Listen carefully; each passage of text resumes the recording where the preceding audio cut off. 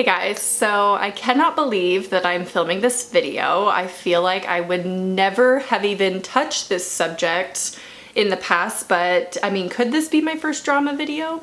Maybe. No, I really don't want to look at it like that. I see this more as like a mental health awareness type video. I don't want it to be a drama video. I'm hoping I'm small enough and he won't see this. It feels so weird. Okay, so I'm doing kind of a revamp on this channel in case you didn't notice. I'm doing just whatever content I feel like. If there's a topic I want to talk about, I'm just gonna do a whole video on it and just be casual with it and not take it so seriously. You know, I feel like before my channel, I was just taking it too seriously. So hopefully you are buckled up for the ride and you're just here to take this journey with me. So today we're gonna be looking at a couple of tweets tweeted by none other than Keemstar. Now, I don't know much. I haven't seen much of his content. I did watch his whole video or interview of Romeo Lacoste and stuff like that because believe it or not, I am interested in some drama here and there. So Keemstar went on a little bit of a Twitter rant the other day, and I don't remember how I stumbled upon the first tweet that he had done, but I saw it and was like, oh my God. So I did tweet, like I quote tweeted it. He was just tweeting things that I believe to be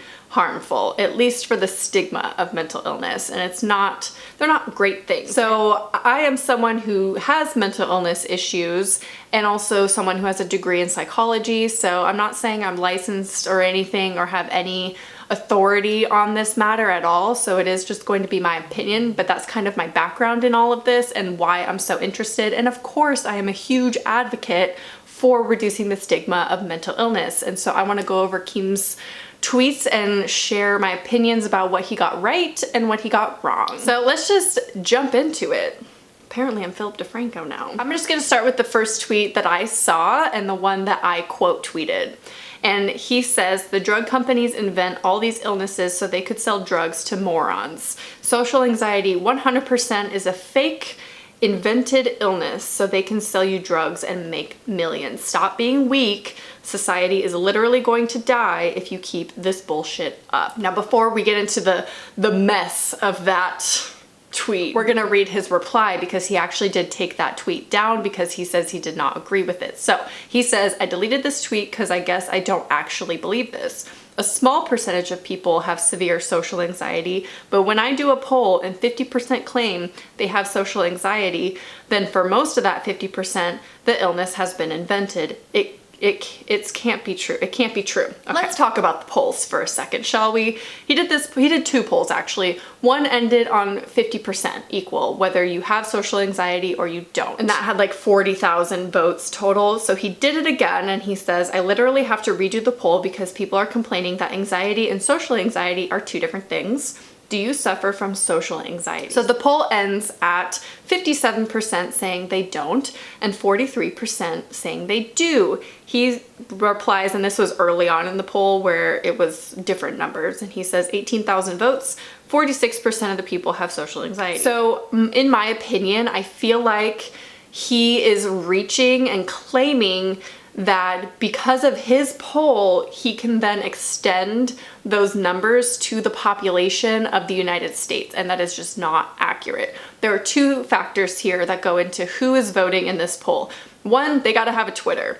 And is there a specific type of person more likely to have a Twitter than not? Second, these people mostly are following Keemstar, so there's another like level of difference to those people than the rest of the United States. You know, he only got 73,000 votes, and that is a lot of people. But you cannot extend those numbers into the greater United States. You can't say that most people claim that they have social anxiety, which based on the poll, they don't, only 43%. But you cannot then say that 43% of the United States are going to claim they have social anxiety because that is not accurate. Now, one thing I do agree with is I can kind of assume a lot of the people voting in this poll that say that they do have social anxiety are not actually diagnosed with it. Now, I did a whole video on self-diagnosing mental illness and is it good or bad, and I do generally believe it's bad. Like, we should not be giving ourselves titles that have not been properly diagnosed by a doctor or a psychiatrist or something, and that we receive treatment for, because anyone can claim that they have something when they don't. So this is one thing that I do kind of agree with Keemstar on. I think that we're either over-diagnosing anxiety as a disorder, because it is the most common mental illness. A lot of people suffer with it. Specifically, social anxiety is also on the rise, and there are arguments whether social media is hindering or helping social anxiety. So we're either overdiagnosing anxiety as a population, or people are claiming they have it when they have not actually been diagnosed with it. Now, there are situations where it is obvious that someone may have an illness,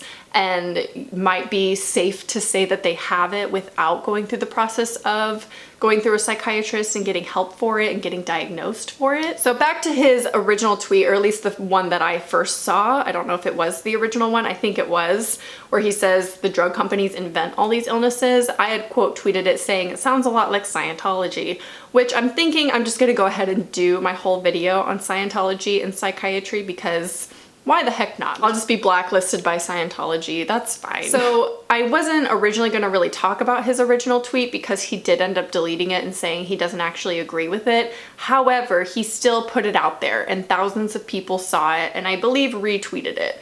So we have to talk about it, because it was out there for a while and people saw it, and and he has a huge influence on people. Obviously, he has a large following. So even if it was out there just for a little bit of time, he's still adding some stigma to mental illnesses. This kind of tweet is not going to encourage people to get help for anything.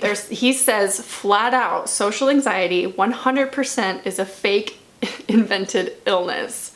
Stop being weak. That line right there, that gets under my skin. Like, nothing, I'm gonna tell you right now, if you suffer from mental illness, nothing about that makes you weak.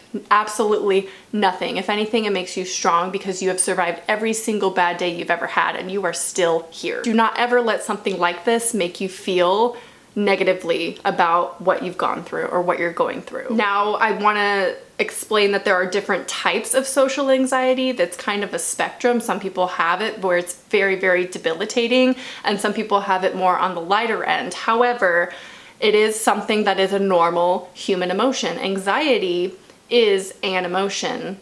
Anxiety disorder is the mental illness. So he says, I get anxiety in certain social environments. I have an illness. Literally every human has anxiety. It's part of the human experience. You don't have an illness, you are normal. And to an extent, he's correct. And to another extent, he's adding to the stigma, right? So on one hand, yes, anxiety is something that we all experience. Every single one of us is going to feel anxiety, because anxiety itself is an emotion. When it becomes so severe that it affects your day-to-day life, or you feel anxiety or that fight or flight response through normal day-to-day things, that's when you have the disorder. So yes, sometimes when you walk into a classroom and you feel a little nervous and anxious, that could be considered social anxiety, but it could also just be normal anxiety that humans will experience when they see a big group of people. So I understand what he's trying to say here, where it is a normal human emotion to experience anxiety and social anxiety in certain situations, and then to extend to yourself that you have an illness when it's not diagnosed, that's dangerous and doesn't help anything. So we want to stay away from self-diagnosing normal human emotions. I get that, and I totally fully support that and understand that's kind of what he's trying to say. However, he's saying it in a sense that is generalizing to, he's saying that no one has it essentially, or a very small percentage of people have it, and that's just not the case. A lot of people have anxiety disorder. It is the most common mental illness, so it's not a small percentage. It is a lot of people who deal with this mental illness. He gives some advice on how to, you know, fix your anxiety and get through panic attacks and things like that. You know, he's really trying to help us out here. He says, you're all saying you have social anxiety illness. Stop being afraid. Stop it, stop it, stop it. That's his advice. Just stop. Stop being scared. Just stop worrying. Y'all must be worrying about what other people think about you for this to happen. Don't care what people say or think. I don't. I just pissed you all off with no worries in the world. Be me. So his advice is just stop being scared and stop caring what people think. And then you're cured. Your social anxiety and anxiety has lifted, and you feel it no more. You just stop Just stop it. On one hand, yeah, you should probably challenge yourself in day-to-day things, you know, push yourself because you don't want the illness to win or the anxiety disorder to win. You don't want it to fully control your life. You do have to push past some of your comfortable boundaries per se. But to just tell someone to just, can you imagine if I came on here and I was just, you know what? Cheer up, man. Just, there's so much good to life. Just stop being sad. Just don't be depressed. Just stop it. Then someone comes in and says, some of these disorders stem from trauma. Some start at birth. The medical evidence for it is undeniable. There's no sense arguing with a brick wall though. And then Keem replied and said, okay, I agree with that for a small percent of population, but why does everyone claim to have social anxiety in 2019? So then he goes on to say, so basically what I gathered from you all is that it's trendy to have a mental illness in 2019. I am autistic, dyslexic, social anxiety, bipolar, sociopathic, narcissistic, OCD, schizophrenic, PTSD, ADHD, manic, alcoholic, dementia, gnome, and cooler than you. So obviously we've covered many videos in the past as far as romanticizing mental illness and how there is a time and I think an age where people want one, right? It seems to be cool to be sad or depressed. Not everyone, not all people, but I do think that there is a group of people who think it's trendy to have mental illness and have a mental illness, and you know, there's plenty of merch for it that people rock and think it's cool to have these things. But going back to what he said about the small percent of population, that's not true. Most people will be affected by a mental illness at some stage in their life. It may not be constantly throughout their whole life. Sometimes it's temporary, but we can't deny that at some point in our lives, we will experience some kind of mental illness, not just human emotion of anxiety, sadness, depression here and there, but an actual disorder. And again, he underlines that with this tweet saying, just watched vid on generalized anxiety disorder, panic disorder, and social anxiety disorder. And I can say 100% no troll, I have experienced all three at some point. Seems kind of normal. Two things about that. One, it is normal to experience these because these are human emotions. Yes, not necessarily always a mental illness. One panic attack does not mean you have panic disorder necessarily. But also, if it seems normal, don't you think then that there's a rise in mental illness? I mean, it's been proven. If we look at the rise of reported mental illnesses over the years, it's definitely gone up. And I think there's a couple reasons for that. But one of the biggest ones is reducing the stigma so people are more comfortable reporting and seeking help for their mental illness. But don't worry, he gives some advice as far as panic attacks go. So if you've ever experienced one or have gone through it or, you know, will have one in the future, here's some sound advice from Keemstar to get you through it. He says, real talk, if you suffer from panic attacks and you're old enough to drink, the best way to stop a panic attack real quick is to have a sip of beer. You only need like 3 sips. At what point in time would you be able to drink beer fast enough for it to hit your bloodstream to stop a panic attack? Most panic attacks are like 10-15 minutes, right? Sometimes shorter than that.